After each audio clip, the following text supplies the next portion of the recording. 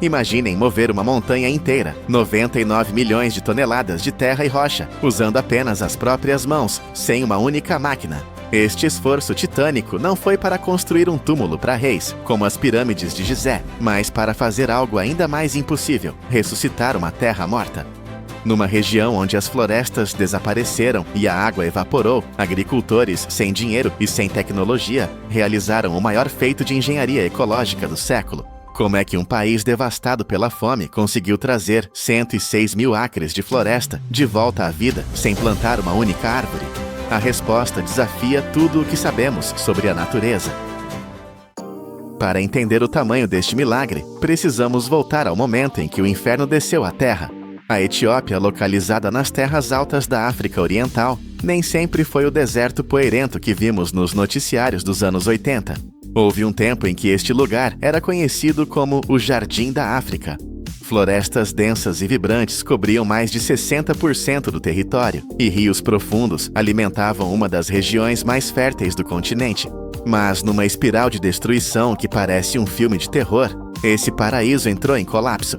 Em apenas algumas décadas, a Etiópia perdeu mais de metade das suas florestas. Chegamos a 1982, e o cenário era apocalíptico. A cobertura florestal tinha caído para uns míseros 3%. De 77 mil milhas quadradas de verde, restavam apenas 12 mil. Onde antes havia vida, agora só existia uma crosta dura e seca. Mas as florestas não desapareceram por magia. Foram empurradas para o abismo pela pressão humana. Árvores centenárias foram cortadas para lenha, e florestas inteiras foram queimadas para criar campos agrícolas desesperados. Quando as árvores sumiram, a terra perdeu a sua pele protetora.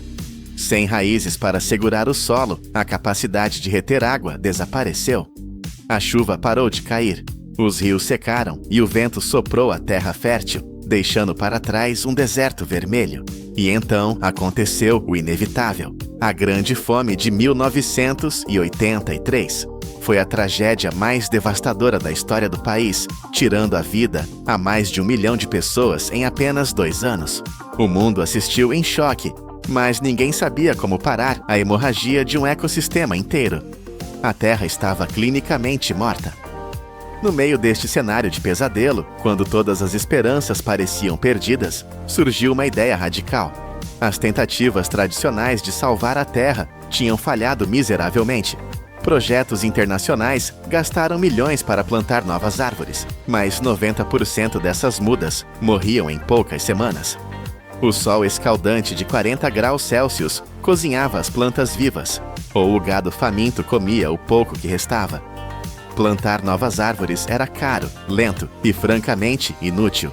Foi então que Tony Rinaldo, um agrônomo que trabalhava na região, percebeu algo que mudaria a história. O que todos pensavam ser apenas ervas daninhas e arbustos secos no meio do deserto não eram lixo. Eram o topo de uma floresta subterrânea. Debaixo daquela terra dura, milhares de tocos de árvores antigas ainda estavam vivos. As suas raízes profundas e poderosas estendiam-se por até 30 metros, ou 100 pés, para dentro da terra, à espera de uma única oportunidade para acordar. A natureza não estava morta, estava apenas adormecida, à espera de um sinal. O segredo não era trazer novas plantas de viveiros distantes, mas usar uma simples faca de poda. O método chamado de regeneração natural gerida pelo agricultor, ou FMNR, era chocantemente simples. Em vez de plantar, os agricultores escolheram os tocos existentes, podaram os ramos fracos e protegeram os 3 ou 4 troncos mais fortes. Sem a necessidade de água extra ou fertilizantes caros, essas árvores antigas usaram os seus sistemas de raízes massivos para disparar em direção ao céu. Mas havia um problema. Mesmo com raízes profundas, nada cresce sem água. E a água tinha fugido daquela terra há muito tempo. Para trazer a água de volta, os habitantes de Humbo tiveram de se tornar engenheiros geográficos. Eles não tinham tratores, não tinham gasóleo e não tinham fundos do governo. O que eles tinham eram pás velhas, picaretas e uma vontade de ferro. Eles olharam para as colinas nuas e desenharam um mapa da água, lembrando-se de como a chuva costumava fluir décadas atrás. Começou então uma das maiores operações manuais da história da agricultura. Homens e mulheres carregaram pedras pesadas sob o sol abrasador para construir milhares de pequenas barragens e terraços. Eles moveram 99 milhões de toneladas de solo. Parem para pensar nesse número. É o peso equivalente a centenas de arranha-céus, movido balde por balde, pedra por pedra. O objetivo era mudar a física do terreno. Eles construíram lagoas de infiltração e valas de contorno para capturar a chuva. Quando a chuva caía, em vez de criar enxurradas de lama que lavavam o solo, a água encontrava barreiras. Ela era forçada a parar, a acalmar-se e a infiltrar-se na terra sedenta. As ravinas, que antes eram feridas abertas na paisagem por onde a água escapava, foram bloqueadas com diques de pedra. A lógica era brutalmente simples. Nenhuma gota de chuva podia escapar. A terra vermelha e poeirenta começou a transformar-se numa esponja gigante, pronta para alimentar as raízes adormecidas que esperavam lá embaixo. Mas a engenharia física era apenas metade da batalha. A parte mais difícil foi a engenharia social. Para que a floresta voltasse, a comunidade teve de tomar uma decisão dolorosa: proibir o gado de pastar livremente nas colinas.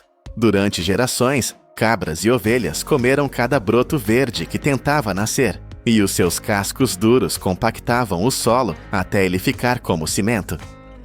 Fechar as colinas significava prender a sua própria fonte de alimento e dinheiro. Foi um sacrifício imenso.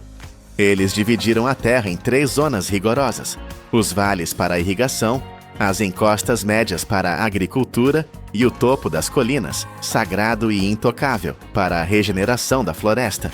E então o silêncio desceu sobre as colinas. Sem o bater constante dos cascos e sem bocas famintas a arrancar a relva, a magia biológica aconteceu. A resposta da natureza foi explosiva. Em apenas uma estação chuvosa, a vegetação voltou com uma fúria verde. Onde antes havia apenas pedra nua, arbustos densos começaram a cobrir o solo. Em 5 anos, a cobertura vegetal nas áreas protegidas aumentou 200%. A disciplina de ferro dos aldeões tinha comprado o tempo que a natureza precisava. A umidade da manhã começou a durar o dobro do tempo, criando um microclima fresco que atraiu insetos, que por sua vez atraíram pássaros que não eram vistos ali há décadas. A cadeia da vida estava a ser reconstruída, elo por elo. E então, o impossível aconteceu. A água voltou, não trazida por caminhões-cisterna ou canos de plástico, mas brotando da própria terra. Lembrem-se das 13 nascentes naturais da região, que tinham secado completamente, existindo apenas na memória dos anciãos. Graças às novas árvores e aos terraços de pedra, a água da chuva infiltrou-se profundamente no solo, recarregando os aquíferos subterrâneos. 6 dessas 13 nascentes mortas começaram a jorrar água cristalina novamente. E não foi um evento temporário. Elas fluem agora durante todo o ano. Imaginem o choque de uma criança que cresceu no pó, vendo um riacho correr pela sua aldeia pela primeira vez na vida. Os leitos secos dos rios transformaram-se em correntes suaves, depositando lodo fértil nas margens. A água aprendeu a ficar. As mulheres que antes caminhavam horas intermináveis sob o sol apenas para encher um jarro de água barrenta, agora tinham fontes limpas perto de casa. A vida doméstica mudou da noite para o dia. Este milagre hidráulico provou que a terra não estava morta, estava apenas desidratada. Ao curar o solo, eles curaram o ciclo da água. E isto não é apenas uma história bonita sobre natureza, é uma revolução econômica. A água trouxe dinheiro. Com o solo úmido e fértil, a produção agrícola disparou 85%. O rendimento médio das famílias aumentou 76%. As pessoas deixaram de depender de ajuda alimentar estrangeira e começaram a vender os seus próprios produtos. Onde antes havia fome, agora há colmeias a produzir mel, madeira a ser colhida de forma sustentável e até créditos de carbono vendidos às Nações Unidas. A floresta tornou-se um banco, gerando juros compostos em forma de vida. E o modelo de rumbo explodiu fronteiras. O que começou com 106 mil acres na Etiópia espalhou-se como um incêndio positivo por toda a África. No Níger, usando este mesmo método simples de faca e pedra, Mais de 12 milhões de acres de deserto foram transformados em terras produtivas. No Burkina Faso, colinas estéreis são agora florestas densas que alimentam milhões. É a prova definitiva de que não precisamos de tecnologia de ponta para salvar o planeta. Precisamos de escalabilidade, simplicidade e respeito pelos sistemas naturais.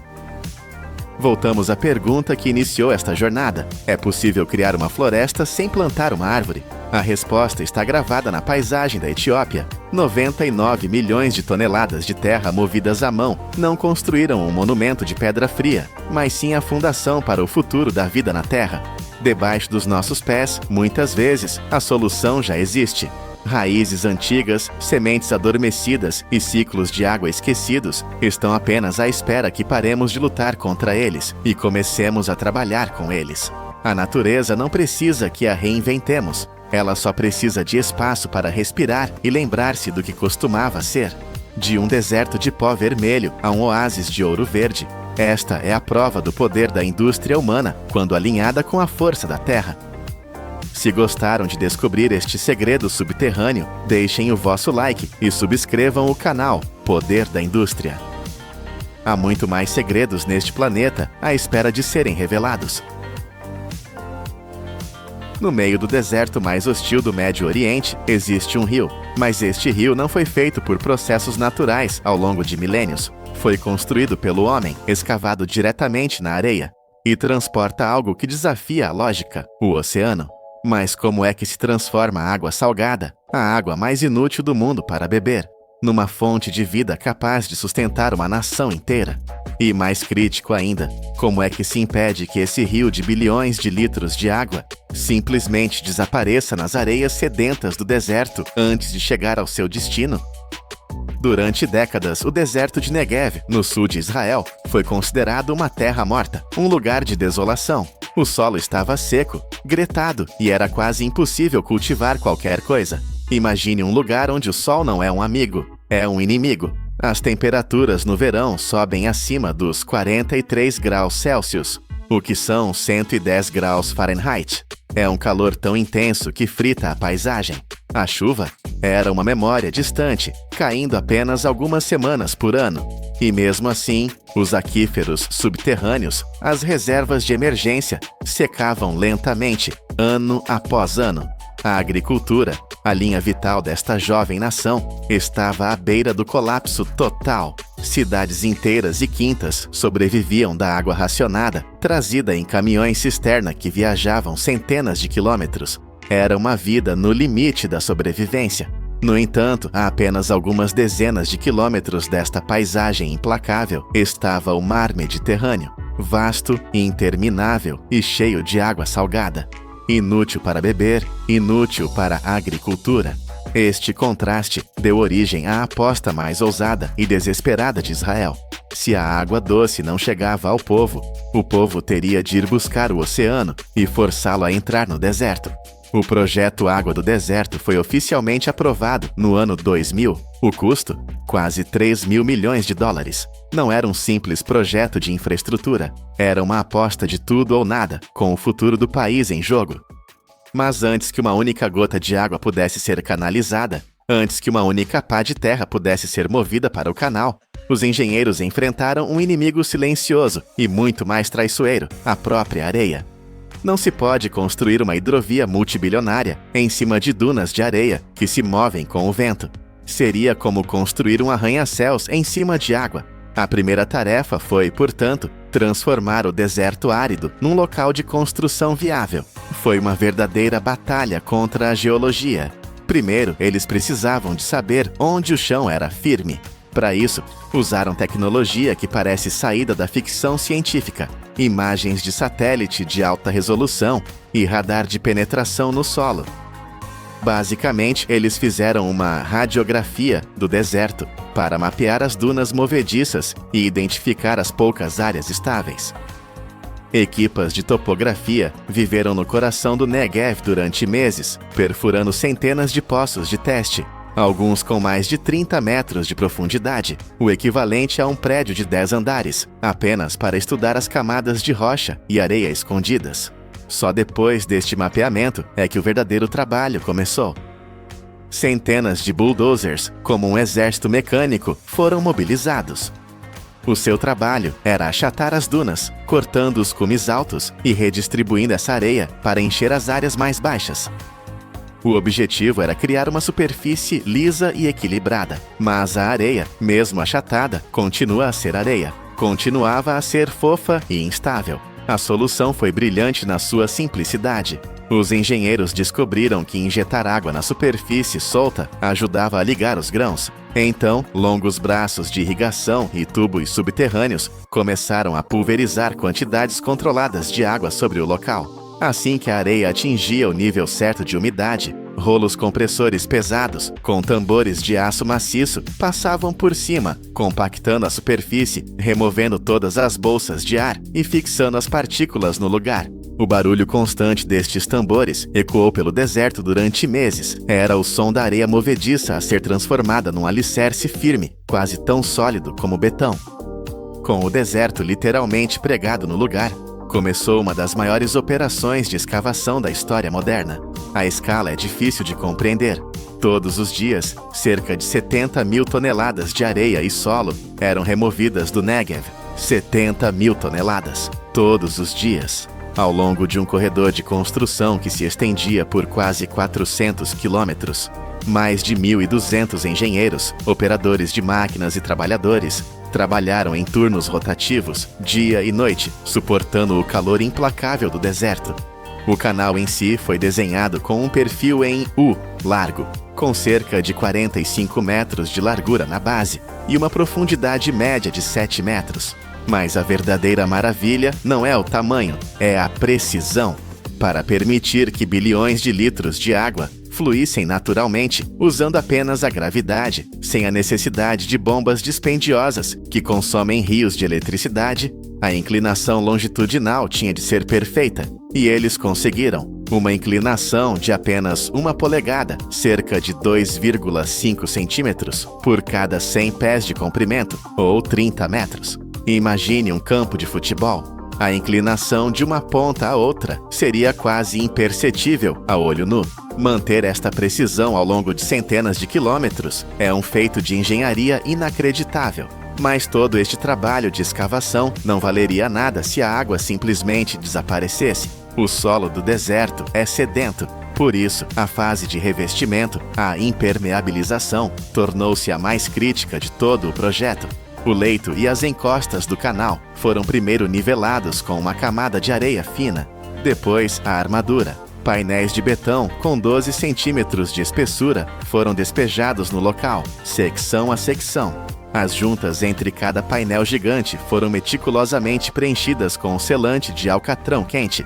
E por baixo de tudo, em áreas de solo instável, foi colocada uma camada extra de geomembrana de polietileno de alta densidade, HDPE. É o mesmo material usado para conter resíduos tóxicos, mas aqui foi usado para criar uma artéria totalmente impermeável. Mais de 350 quilômetros de canal foram selados desta forma, garantindo que nenhuma gota de água preciosa seria perdida para a areia. Depois de mais de 15 anos de construção implacável, de trabalho árduo sob um sol escaldante, o canal inteiro entrou finalmente na fase de testes de água. Os engenheiros abriram as comportas. Lentamente, a água começou a fluir, secção por secção. Quando o primeiro fluxo de água correu pelo leito seco e gretado do canal, as regiões por onde passava explodiram em celebração. As pessoas dançavam nas margens. Os locais chamaram-lhe o dia em que o deserto voltou à vida. Onde quer que a água chegasse, os aplausos seguiam-na. Era um fluxo de esperança, o cumprimento de um sonho que gerações de agricultores tinham esperado a vida inteira para testemunhar. Mas no meio da celebração, permanecia um facto gigantesco e perigoso. A água que agora fluía não era um rio de montanha, era o mar Mediterrâneo. Estava carregada de sal. Não podia ir para as casas das pessoas, não podia ir para os campos. Na verdade, no deserto, o sal pode ser ainda mais perigoso e destrutivo do que a própria seca.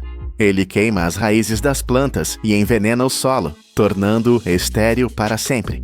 Toda esta água, todos estes bilhões de litros, era por enquanto completamente inútil. Tinha de passar por um sistema de dessalinização inteligente, o verdadeiro coração tecnológico de todo o projeto. Para transformar esta água salgada, morta em água viva, ela é bombeada para fábricas de dessalinização gigantescas, entre as mais avançadas do planeta. O processo é uma sinfonia de engenharia química e física, e é aqui que a verdadeira magia acontece. Primeiro, a água do mar passa pela pré-filtragem. Pense nisto como seguranças de uma festa. A água ainda contém inúmeras partículas finas, micro-organismos e algas. Para os impedir de entupir o equipamento principal, a água é forçada através de tanques de filtração massivos. Lá dentro, membranas de fibra oca, finas como cabelo, atuam como barreiras ultrafinas, bloqueando tudo o que não é água. Mas a fase decisiva, o momento que define todo o projeto, acontece no sistema de osmose inversa. A água pré-filtrada é agora colocada sob uma pressão imensa de dezenas de bares. Essa pressão força a água a passar através de membranas semipermeáveis. Cada poro nestas membranas é centenas de vezes mais pequeno que um fio de cabelo humano.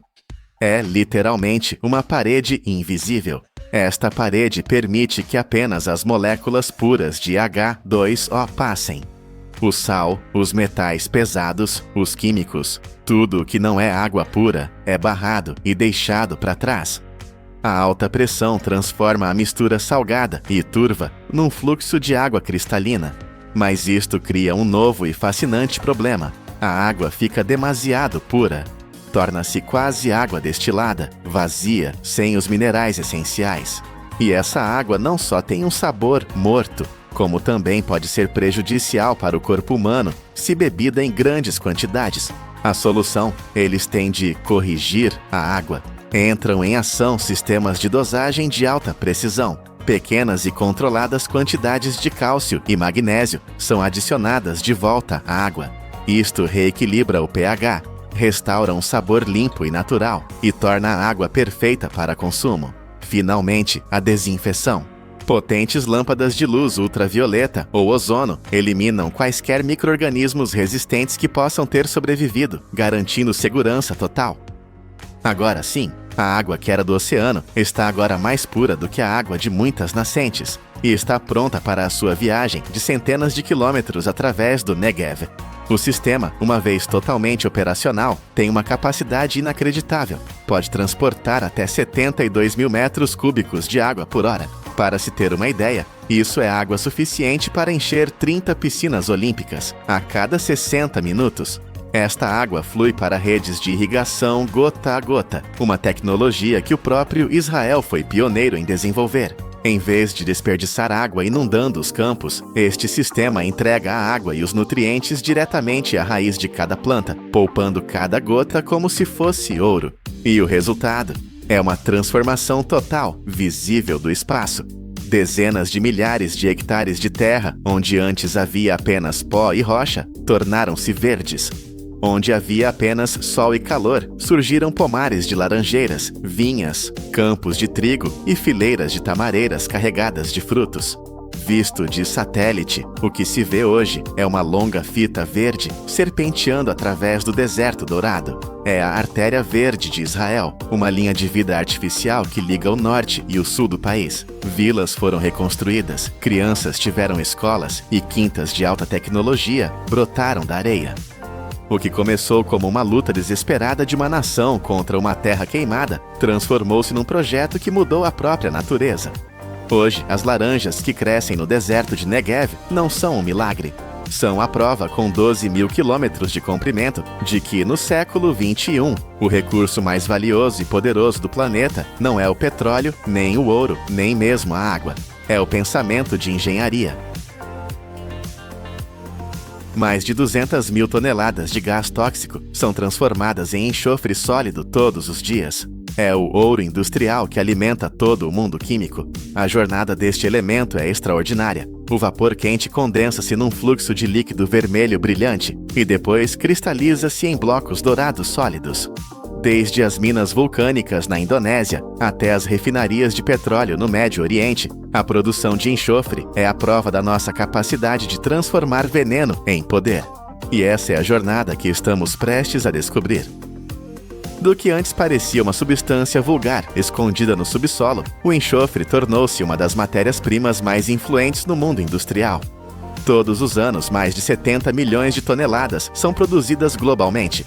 A maior parte é recuperada do gás sulfídrico, um composto tóxico com cheiro a ovos podres, libertado durante a extração de petróleo e gás natural. Uma vez separado e refinado, o enxofre torna-se a base para a produção de ácido sulfúrico, o químico essencial por trás de centenas de indústrias, desde fertilizantes e baterias a produtos farmacêuticos e metalurgia.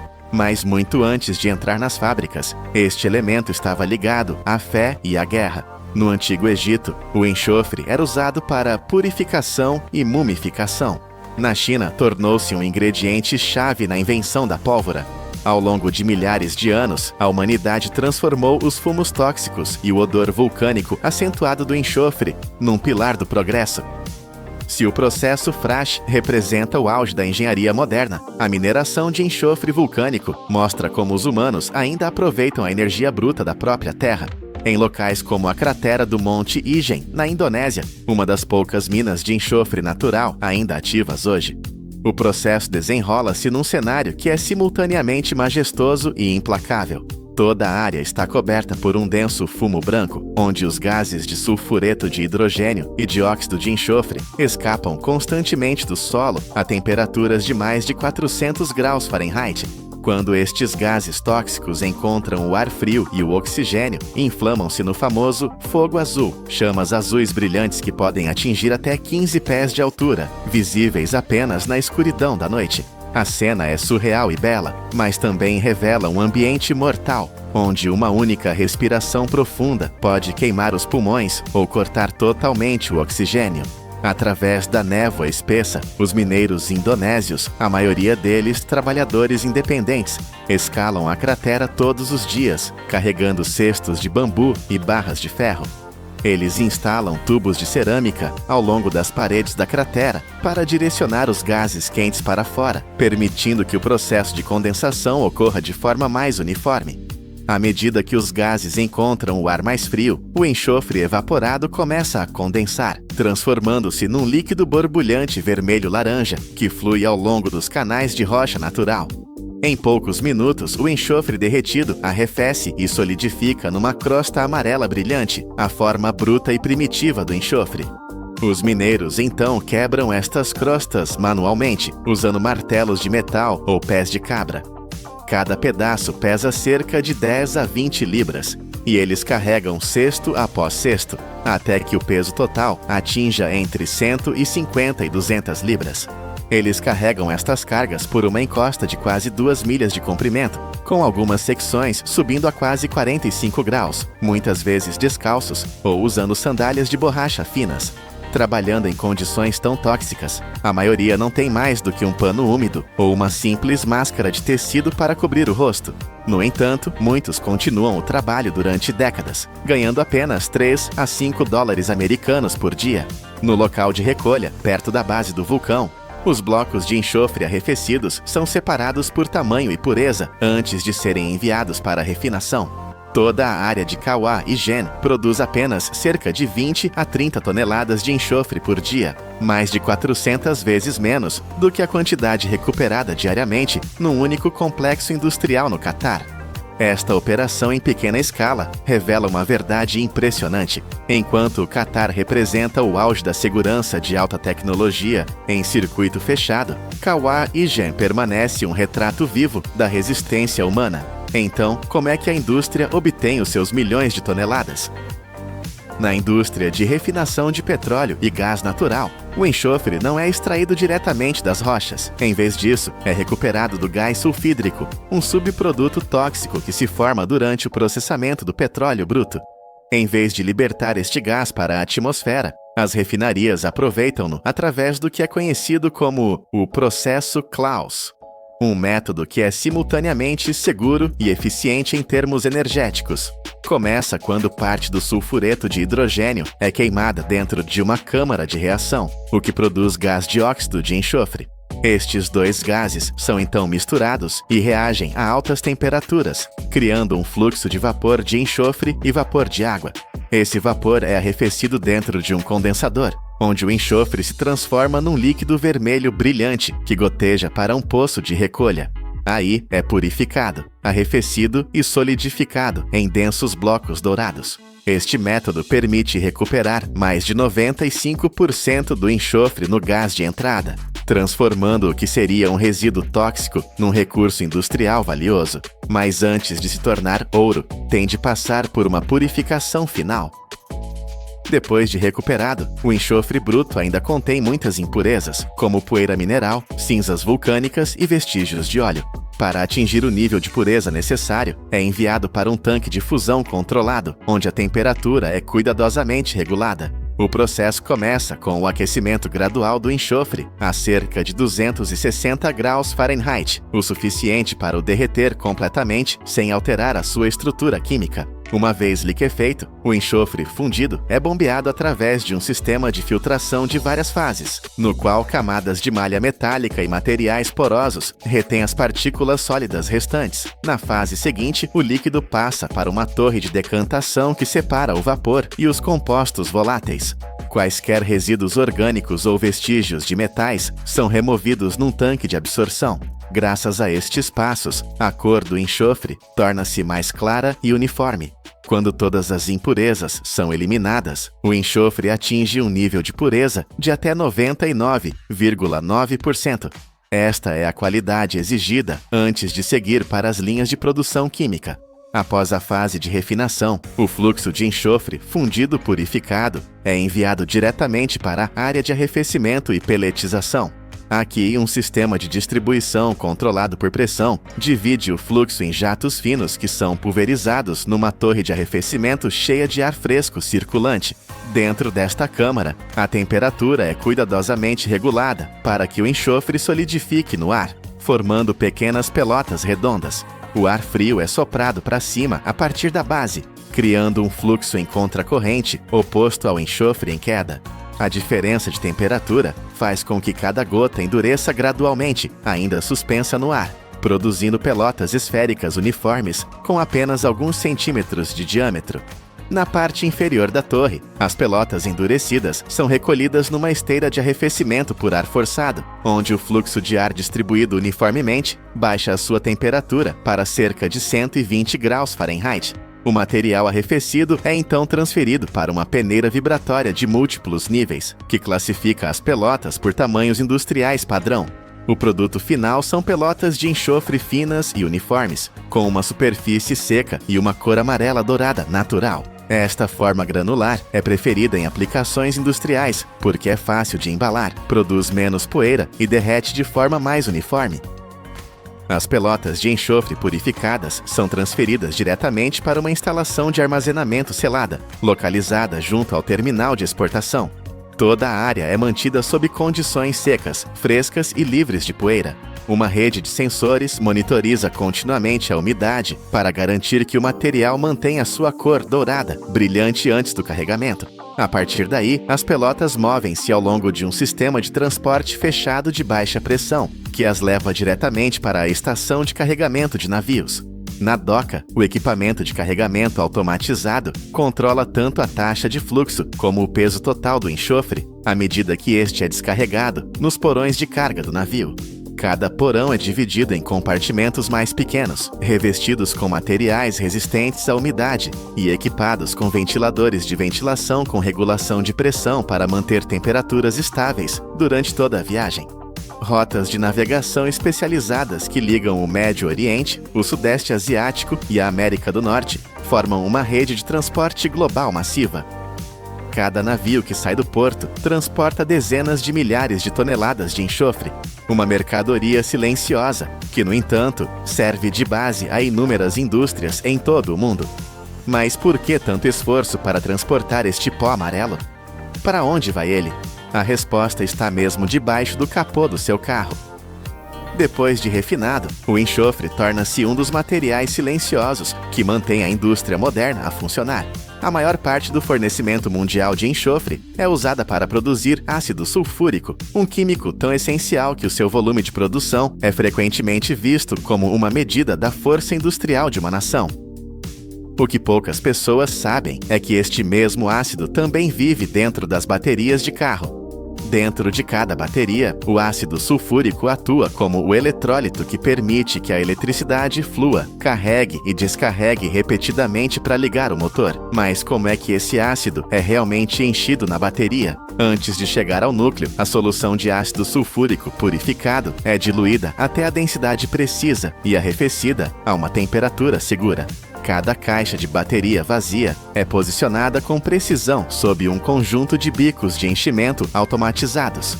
O sistema opera com uma margem de erro inferior a 1 milésimo, garantindo que cada célula recebe exatamente a quantidade de ácido projetada para a sua capacidade. Quando as válvulas se abrem, os fluxos de ácido sulfúrico entram nas câmaras da bateria a uma taxa cuidadosamente controlada. Só quando cada célula atinge o seu limite de volume ideal é que as válvulas se fecham automaticamente, garantindo que não há transbordamento, falta ou bolhas de ar presas. Imediatamente após o enchimento, as baterias são colocadas numa esteira vibratória, permitindo que o eletrólito se espalhe uniformemente à volta das placas de chumbo e expulse quaisquer bolsas de ar restantes. Sabia que o enxofre foi um ingrediente-chave na invenção da pólvora na China antiga? E que antes do processo Claus existia o processo Frasch, que derretia o enxofre diretamente do subsolo, injetando água sobreaquecida a 330 graus Fahrenheit, e que o elemento enxofre sólido em si quase não tem cheiro. O famoso odor a ovo podre é o seu composto gasoso, o sulfureto de hidrogênio, o mesmo que as fábricas agora transformam em recurso. O enxofre começa a sua jornada em alguns dos ambientes mais hostis da Terra, mas tornou-se a base para inúmeros aspectos da vida moderna. 200 mil toneladas de gás tóxico, que poderiam envenenar a atmosfera, são capturadas e renascidas todos os dias. Do sopro venenoso dos vulcões e do trabalho manual no limite da vida, a alquimia industrial que transforma gás em líquido e líquido em grânulos puros, com 99,9% de precisão. A história do enxofre é mais do que química. É a história de como a humanidade aprendeu a pegar em resíduos venenosos e a transformá-los na fundação invisível que literalmente liga os motores do nosso progresso. Olhe ao seu redor por um segundo. A ponte que você atravessa para o trabalho. A estrutura de aço escondida dentro das paredes do seu prédio. O carro em que você viaja. Quase tudo o que define o nosso mundo moderno é feito de aço. E o aço, na sua forma mais básica, é feito de pedra, rocha, minério de ferro. Mas como você transforma uma rocha vermelha e sem vida no metal mais forte da Terra? Você precisa de fogo, mas não qualquer fogo. Você precisa de um calor tão intenso que derreteria a própria rocha, um calor constante de quase 2.000 graus Celsius. E para criar esse tipo de fogo, o carvão comum que usamos para um churrasco é completamente inútil. Ele queimaria rápido demais, se transformaria em cinzas. Você precisa de algo muito mais puro, muito mais forte. Todos os dias, mais de 10.000 toneladas deste material negro e brilhante são consumidas pelas usinas siderúrgicas do planeta. Chama-se coque. E aqui está o segredo que poucas pessoas sabem. O seu verdadeiro trabalho não é apenas queimar. O seu trabalho mais importante é químico. Ele é a chave secreta que destranca o metal preso dentro da rocha. Esta é a história de como a engenharia humana pega uma montanha inteira de carvão, a cozinha por quase 20 horas seguidas em um forno sem ar para forjar o esqueleto invisível, mas todo-poderoso do nosso mundo. O coque é, sem exagero, a espinha dorsal de toda a indústria metalúrgica.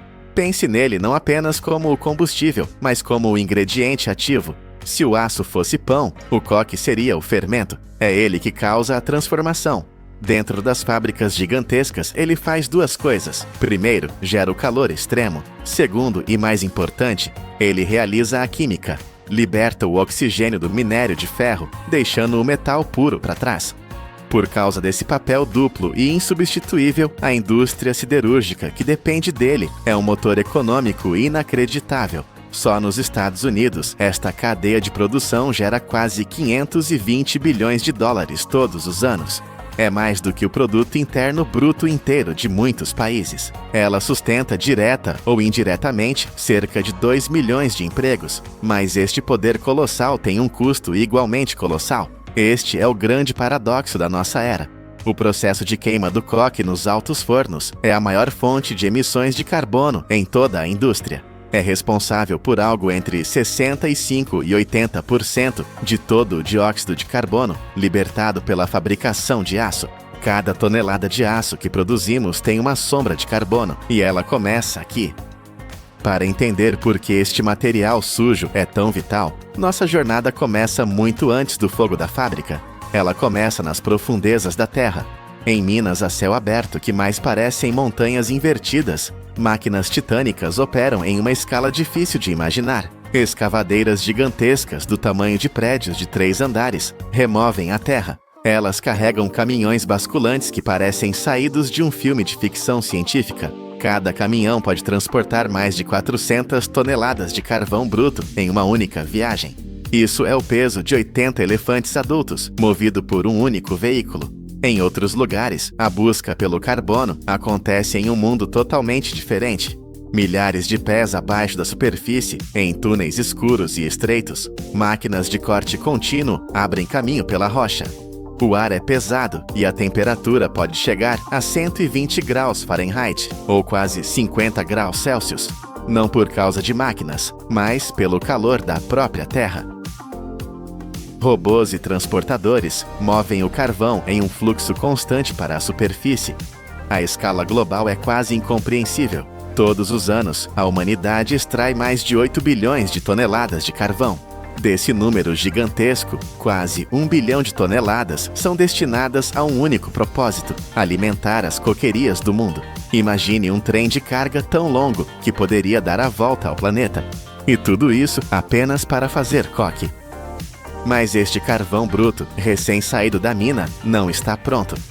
Ele é uma mistura de tamanhos, poeira e impurezas. Para se transformar em coque, ele precisa primeiro de uma preparação precisa, quase como uma receita de alta gastronomia. Primeiro, ele passa por trituradores e britadores. O objetivo não é fazer pó. Pó de carvão queimaria instantaneamente, como fogos de artifício, e seria inútil. O objetivo é criar pedaços uniformes. O carvão triturado é então despejado em enormes peneiras vibratórias de múltiplos andares. É aqui que a mágica do tamanho acontece. O tamanho ideal para o processo de cozimento é muito específico, entre 1 e 3 polegadas, ou cerca de 2,5 a 7,5 centímetros. Por quê? Se for menor, ele sufoca o fluxo de ar dentro do alto forno. Se for maior, o calor intenso de 1000 graus não consegue penetrar até o centro do pedaço. Tudo que é muito grande ou muito pequeno é filtrado e removido. O que resta é o carvão perfeitamente dimensionado, mas ainda não acabou. Agora começa a arte da mistura. Assim como um mestre de café mistura grãos diferentes para obter o sabor perfeito, os engenheiros misturam diferentes tipos de carvão. Alguns tipos têm mais aderência, o que ajudará o coque a ficar forte. Outros têm menos enxofre ou cinzas, o que garante um aço final mais puro. Em salas de controle, computadores calculam as proporções exatas, misturando-os ao quilo para criar a receita perfeita. Quando a mistura de carvão está pronta, ela é levada por correias transportadoras para o coração da usina, as baterias de coque. Imagine uma fileira maciça de fornos parecidos com fornos de pão gigantes, mas com uma diferença crucial. Eles são câmaras altas e estreitas, com quase 20 pés, ou 6 metros de altura, e 40 pés de comprimento. O carvão é despejado pelo topo, enchendo completamente cada câmara. Assim que a câmara está cheia, portas de aço maciças, pesando várias toneladas, descem e selam a abertura hermeticamente. E então o calor começa. Mas aqui está a regra de ouro, o segredo de todo o processo. Não há oxigênio lá dentro. O carvão não é queimado, ele é cozido. Pense nisso como o processo de assar mais extremo do planeta. Chamas de gás aquecem as paredes da câmara por fora e o calor irradia para dentro. Por 16 a 20 horas contínuas, o carvão é assado a uma temperatura de quase 2.000 graus Fahrenheit ou 1.100 graus Celsius. Se um único vazamento permitisse a entrada de oxigênio, todo o lote queimaria, viraria cinza e o processo falharia. A câmara deve ser uma tumba selada. Lá dentro, o carvão sofre uma metamorfose. Ele amolece, borbulha e libera tudo que não é carbono, umidade, gases, alcatrão, amônia. É uma purificação absoluta pelo calor. O que resta depois de quase um dia não é mais carvão. É uma estrutura de carbono quase pura. Após quase um dia de transformação silenciosa, chega o momento mais dramático e visualmente impressionante, a descarga. Não há explosão. Há um silêncio tenso, rompido apenas por um rangido baixo e profundo. As portas gigantescas em ambas as extremidades do forno se abrem. De um lado, uma máquina empurradora, o pusher, começa a se mover. É um ariete de aço maciço, perfeitamente alinhado, que avança centímetro por centímetro. A precisão aqui é de milímetros. Se o ariete errar o alinhamento, ele pode colidir com a parede de tijolos refratários, causando um dano de milhões de dólares e parando a produção. O ariete empurra. E do outro lado do forno, uma parede inteira de coque, com 6 metros de altura, brilhando em um laranja avermelhado ofuscante a 1.000 graus, emerge da escuridão. No instante em que este material incandescente encontra o ar, ele tenta entrar em combustão, mas não há tempo. Ele cai em um vagão de contenção especial que o leva imediatamente para a torre de têmpera. É aqui que o fogo encontra a anágua. Milhares de bicos de água desabam sobre o coque quente. A reação é instantânea e violenta. Um rugido ensurdecedor, um trovão que faz o chão da usina tremer, enquanto colunas colossais de vapor branco sobem dezenas de metros no ar, envolvendo tudo em névoa. Em fábricas mais modernas, o processo é a seco. Gás inerte como nitrogênio é soprado através do coque quente. Este gás rouba o calor e, em vez de desperdiçá-lo, é canalizado para girar turbinas, gerando eletricidade para alimentar a própria fábrica. É a engenharia transformando um problema, calor extremo, em uma solução, energia limpa. O material que resta são blocos pretos e porosos, que brilham como metal. Este é o coque pronto, mas antes de cumprir seu destino, ele passa por um último exame. Ele é novamente peneirado para garantir o tamanho perfeito de 1 a 3 polegadas. Amostras são levadas ao laboratório. Lá, eles são colocados em tambores rotativos, como uma máquina de lavar gigante cheia de pedras, e girados para ver o quanto eles quebram. Somente o coque mais forte e resistente pode ir para o alto forno. E agora, o destino final, o alto forno. É uma estrutura titânica, um poço de fogo com dezenas de metros de altura. Pelo topo, camadas são carregadas em uma sequência precisa. Primeiro coque, depois minério de ferro, depois calcário e então mais coque.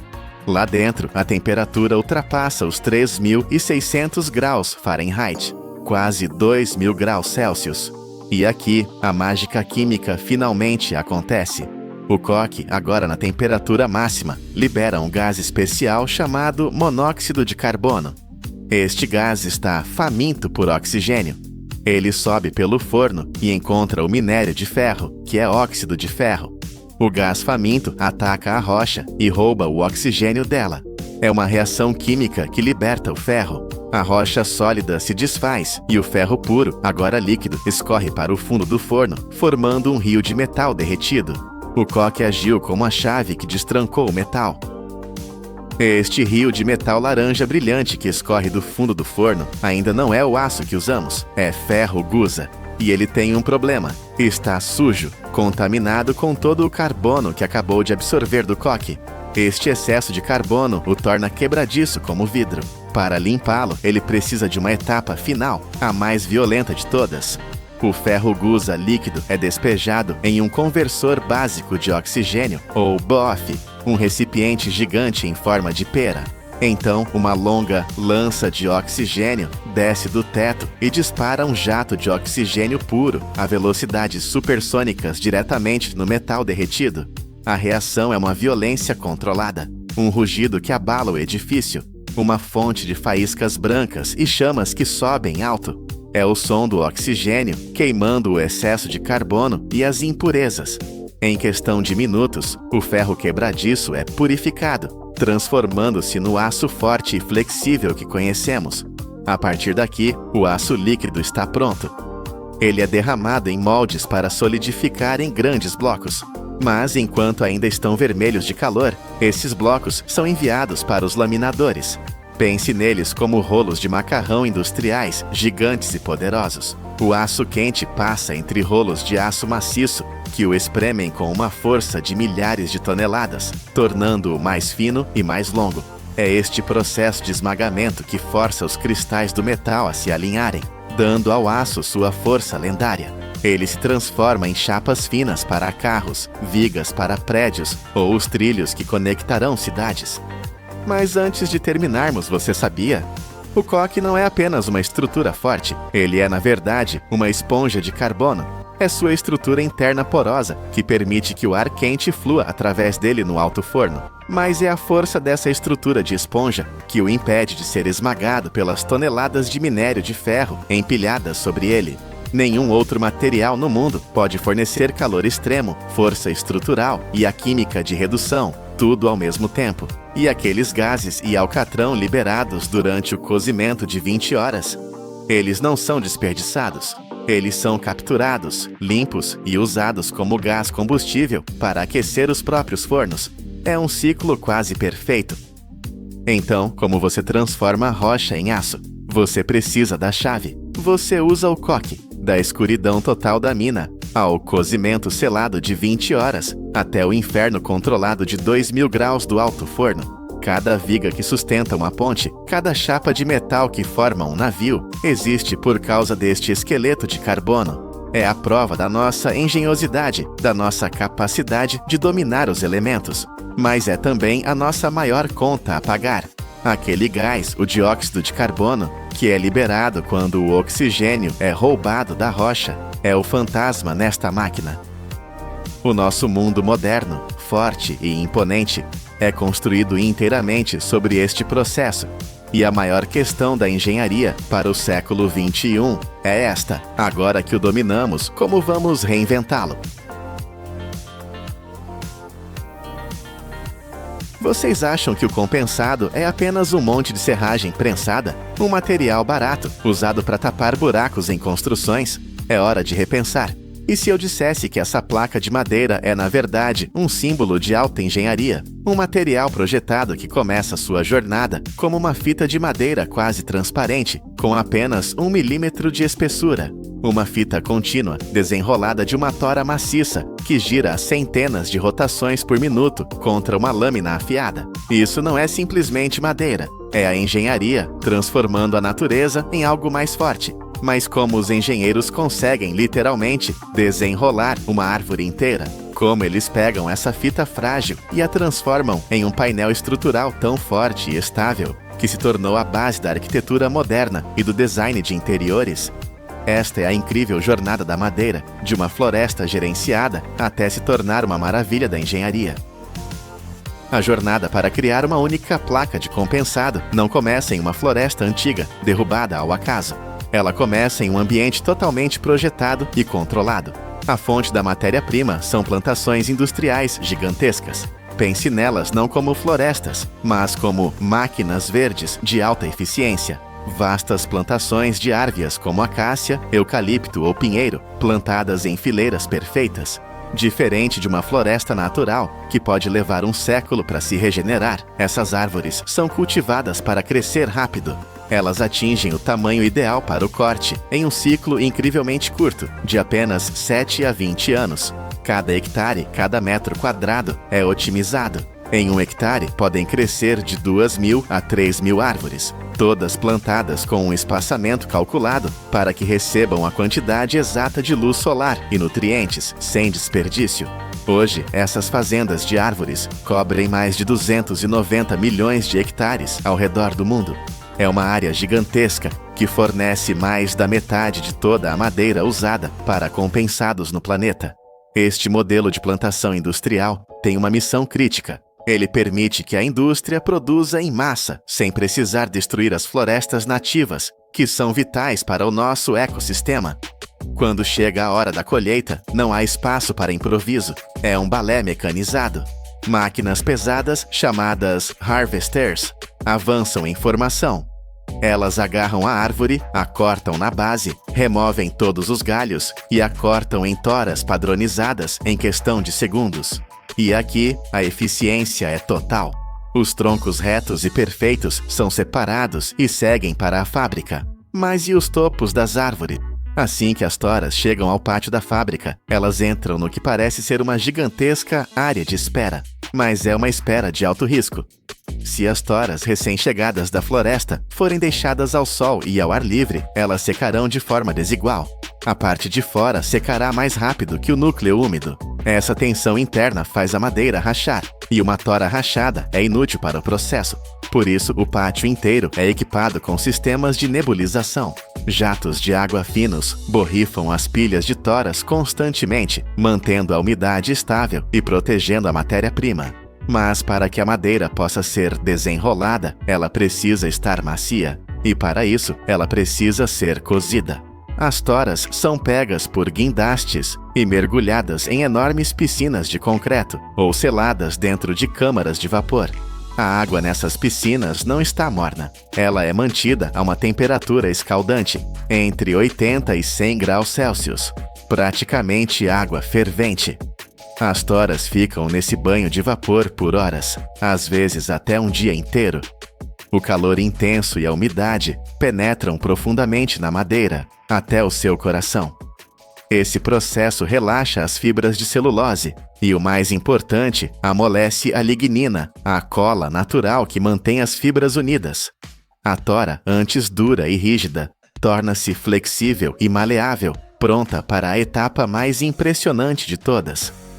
Depois de cozidas, as toras estão prontas. Elas são movidas para o coração pulsante da fábrica. Primeiro, um sistema a laser escaneia a tora para alinhá-la perfeitamente. Então, ela é fixada em um torno industrial gigante, uma máquina chamada descascador ou laminador.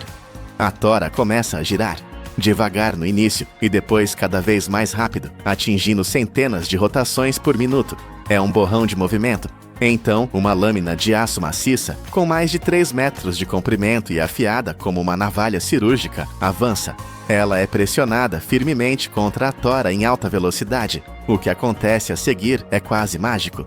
A máquina não corta lascas.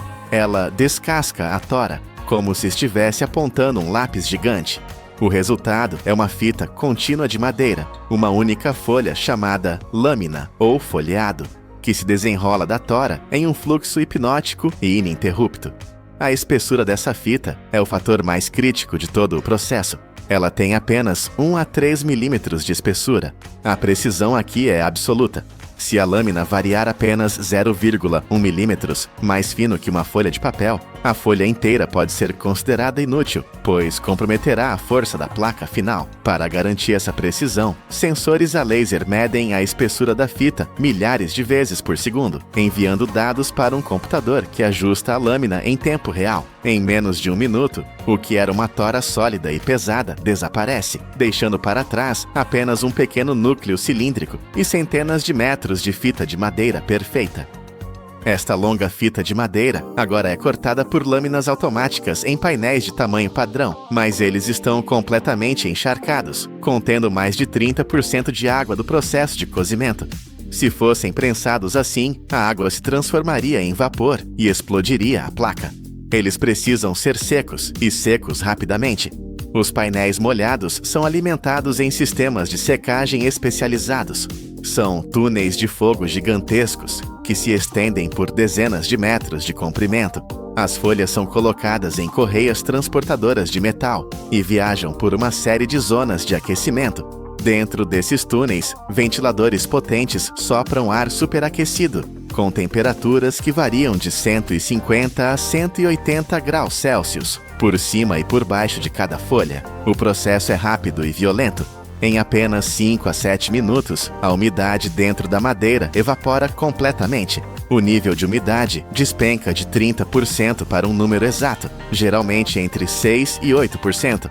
Esse número é o ponto de equilíbrio perfeito. Se a madeira for seca demais, ela se torna quebradiça e racha. Se não for seca o suficiente, a cola não vai aderir e a placa inteira irá falhar. Sensores de umidade monitoram cada folha que sai, garantindo que apenas os painéis perfeitamente secos sigam para a próxima etapa. Agora temos folhas de madeira secas, estáveis, mas ainda frágeis. É aqui que a verdadeira engenharia começa. As folhas passam por uma máquina chamada encoladeira, que usa rolos para aplicar uma camada perfeitamente uniforme de adesivo. Para móveis internos, usa-se resina de ureia formaldeído, mas para compensados que precisam resistir à água e ao tempo, usa-se a resina fenolformaldeído, uma cola industrial incrivelmente forte e à prova d'água. A espessura da cola é controlada em microns. Então vem o segredo da força lendária do compensado. As folhas são empilhadas, mas não de qualquer maneira. O segredo está na direção das fibras. A madeira natural é muito forte em uma direção ao longo das fibras, mas muito fraca na outra, contra as fibras. Para resolver isso, os engenheiros empilham as folhas em um padrão cruzado. Uma camada tem as fibras na vertical, a próxima na horizontal, a seguinte na vertical e assim por diante. Essa estrutura cruzada distribui a força igualmente em todas as direções, criando um painel que é dramaticamente mais forte e mais estável do que uma placa de madeira maciça da mesma espessura. Este sanduíche de madeira e resina, que pode ter de 3 a 13 camadas, vai então para a prensa. O processo tem 2 etapas. Primeiro, a prensa fria. Uma pressão hidráulica uniforme de 0,8 a 1,2 megapascals é aplicada por cerca de 15 a 30 minutos.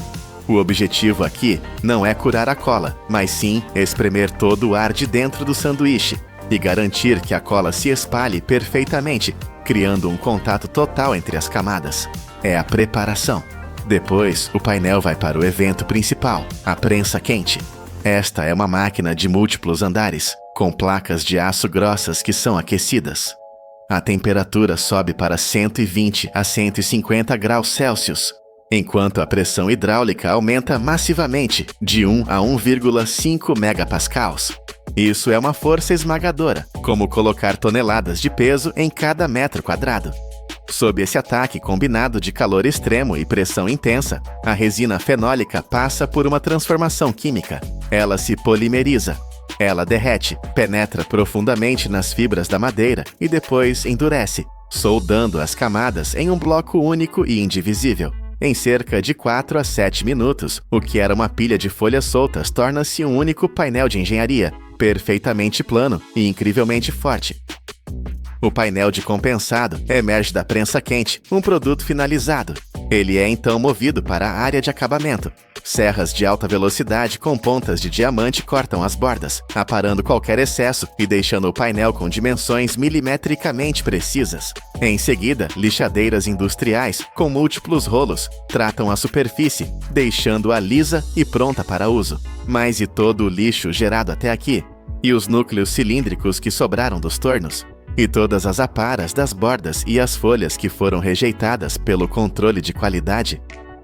Em uma fábrica moderna, absolutamente nada é desperdiçado. A fábrica opera em um sistema de ciclo fechado. Todos esses resíduos de madeira iniciam imediatamente uma segunda jornada industrial. Eles são transportados para trituradores potentes que os transformam em partículas de madeira, ou cavacos. Esses cavacos passam por telas vibratórias para separar impurezas e são secos em ar quente, reduzindo sua umidade a quase zero, apenas 2 a 3%. As partículas secas são então misturadas com resina em um tambor gigante. E aqui vemos outra camada de engenharia. O material é formado em um tapete de 3 camadas, como um sanduíche. Partículas finas nas superfícies para um acabamento liso e partículas mais grossas no meio para dar estrutura e força.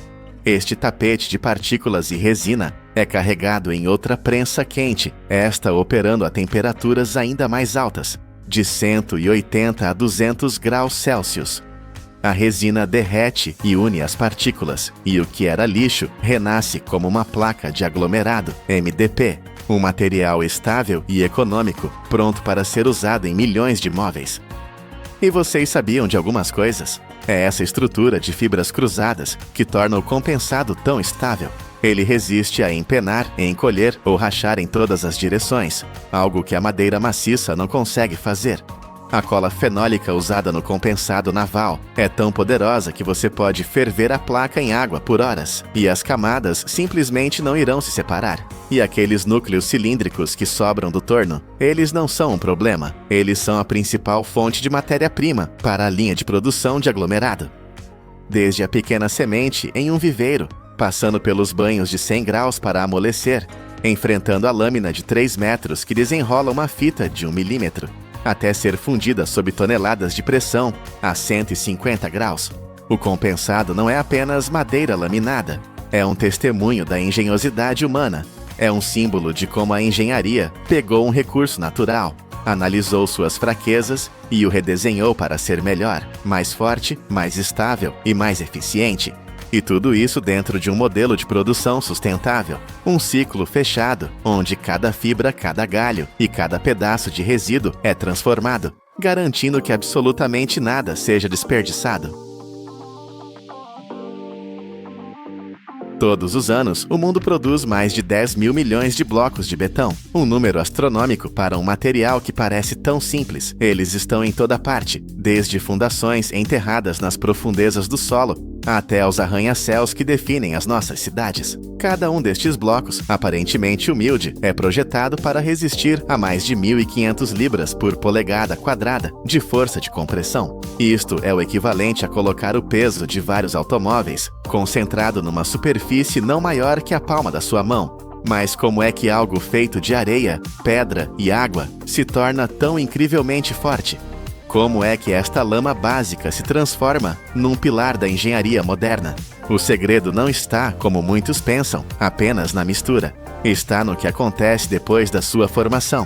Para ganhar a sua força lendária, cada bloco é trancado numa câmara de vapor escaldante, num banho de umidade saturada, durante 24 horas. Isto não é secagem, é um nascimento químico.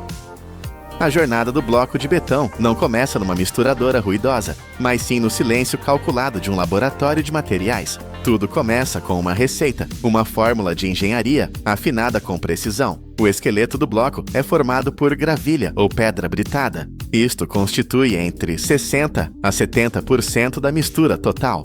São estes agregados que dão ao bloco a sua capacidade de suportar cargas. A seguir vem o material de enchimento, areia fina, que compõe 10 a 20% do volume. A sua função é preencher os espaços vazios entre as pedras maiores. E, finalmente, a cola que une tudo, o cimento Portland, representando cerca de 10 a 15%. Mas a qualidade destes ingredientes é tão importante quanto a sua proporção.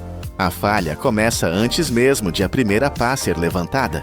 O cimento, o componente mais crítico, é armazenado em gigantescos silos de aço selados. Aqui, o inimigo número 1 é a umidade do ar. Sistemas de controlo monitorizam constantemente o ambiente, pois o cimento que absorve umidade antes do tempo começa a reagir, a curar, transformando-se num pedaço de rocha inútil e inutilizável antes mesmo de chegar à linha de produção. Um silo comprometido pode significar a perda de centenas de toneladas de material. Da mesma forma, a areia e a pedra são mantidas em armazéns secos e bem ventilados, garantindo que permanecem soltas e com um teor de umidade controlado. A maioria destas fábricas é estrategicamente construída a poucos quilômetros das pedreiras. Isto não é apenas por conveniência, é uma estratégia econômica e ecológica vital. Reduzir a distância de transporte de milhares de toneladas de pedra por dia corta drasticamente os custos de combustível e as emissões de dióxido de carbono. Nesta fase, a precisão é absoluta. Um desvio de 1% na receita não é um pequeno erro, é uma falha catastrófica que pode comprometer a integridade de um lote inteiro de produção. Quando cada componente é pesado eletronicamente com uma precisão de gramas, eles são transportados por correias transportadoras para os misturadores industriais. E é aqui que encontramos o primeiro grande paradoxo da produção de blocos de betão. Ao contrário do betão tradicional que vemos a ser derramada em fundações, uma sopa cinzenta e fluida, a mistura para blocos de betão tem de ser formulada com um teor de umidade muito baixo, tem de ser quase seca. A razão para isto é fundamental para todo o processo que se segue. O excesso de água é um veneno para a próxima etapa. Daqui a momentos, esta mistura será submetida a uma força de compressão colossal. Se estivesse demasiado molhada, a água, que não pode ser comprimida, seria espremida violentamente, fazendo com que o bloco perdesse a forma, se deformasse ou desenvolvesse fissuras internas assim que a pressão fosse aliviada. Por isso, a quantidade de água purificada é adicionada com precisão de alta tecnologia.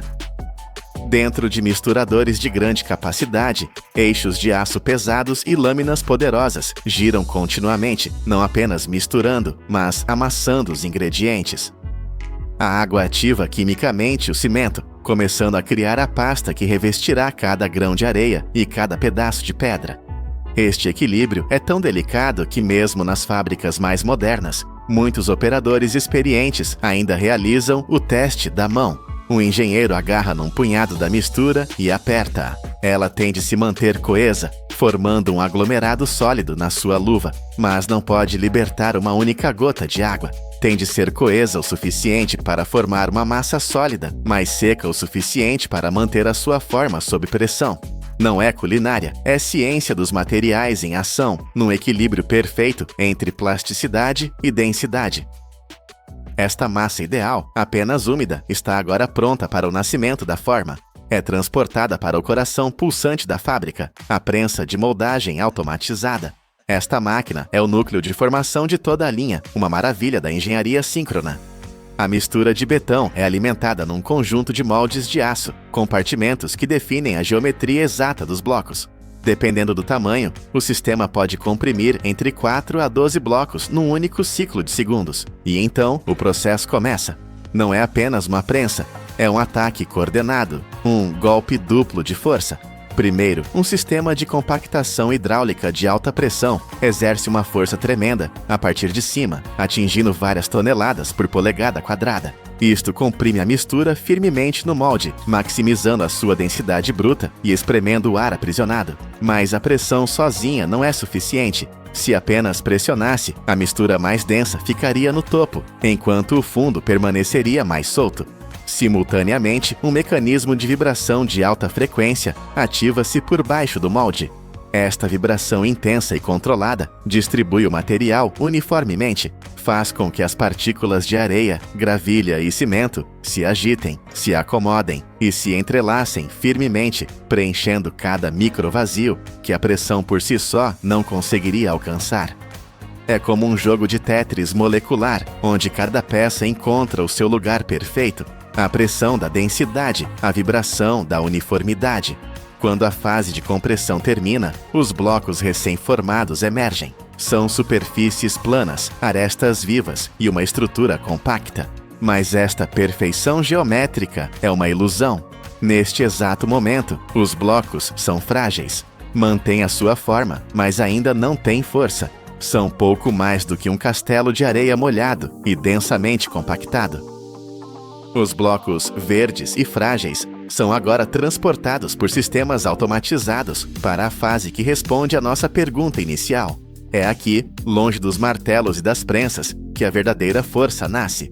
Eles entram em câmaras de cura seladas. E aqui ficam trancados durante 18 a 24 horas. Mas estas não são câmaras de secagem. Pelo contrário, jatos de vapor quente operam continuamente, mantendo uma temperatura estável entre 140 e 160 graus Fahrenheit, ou 60 a 70 graus Celsius. Mais importante ainda, a umidade é mantida perto de 100%. O ar está saturado de vapor. Isto não é secagem, é o oposto, é hidratação acelerada. Nestas condições precisas, ocorre a verdadeira magia da engenharia química. O calor e o vapor forçam o cimento e a água restante na mistura a entrar numa reação química agressiva. Formam-se densos cristais de silicato de cálcio. Imagine milhões de agulhas microscópicas a crescer dentro do bloco, a entrelaçar-se e a ligar-se à areia e à gravilha. Esta estrutura cristalina interna é a verdadeira cola que une toda a estrutura. É isto que dá ao bloco a sua resistência à compressão de 1500 psi. Se os blocos fossem simplesmente deixados a secar ao ar livre, este processo de cura natural levaria semanas, talvez meses, e a força seria inconsistente.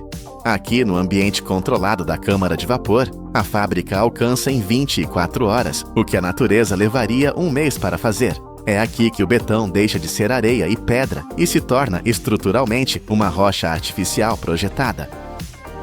Após aproximadamente um dia inteiro no banho de vapor, os blocos atingiram a sua força padrão, mas não podem simplesmente sair do calor da câmara para o frio da fábrica. O choque térmico, uma mudança súbita de temperatura, causaria estresse no material, criando microfissuras e comprometendo a durabilidade. Por isso, são primeiro movidos para uma zona de arrefecimento, onde a sua temperatura interna e umidade se estabilizam gradualmente. Só então estão prontos para o controle de qualidade final, o dia do julgamento.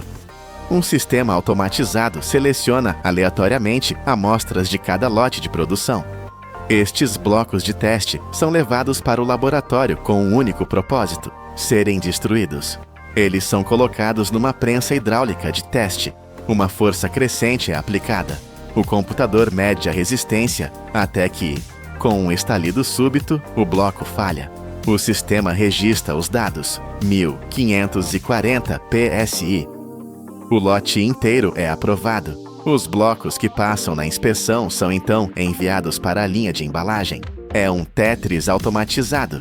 Braços robóticos e sistemas de aperto organizam os blocos em paletes de aço reforçado, otimizando o espaço e garantindo estabilidade. Cada palete é segura com cintas de plástico de alta resistência ou envolvida em várias camadas de filme protetor. Empilhadores industriais transferem as paletes carregadas para zonas de armazenamento temporário ou diretamente para a baía de carga, prontos para a linha da frente da construção. O processo é uma maravilha da eficiência, mas a indústria enfrenta um desafio significativo. A produção de cimento Portland, o ingrediente cola essencial, é uma das maiores fontes de emissões de dióxido de carbono do planeta, mas a engenharia está a adaptar-se. A nova era da construção é o bloco verde. Em vez de dependerem exclusivamente de matérias-primas tradicionais, os fabricantes estão agora a inovar para transformar resíduos industriais em recursos valiosos.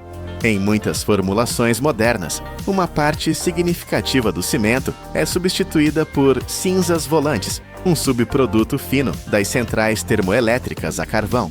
Noutras utilizam escória de aço, um resíduo da metalurgia, ou mesmo vidro reciclado finamente moído.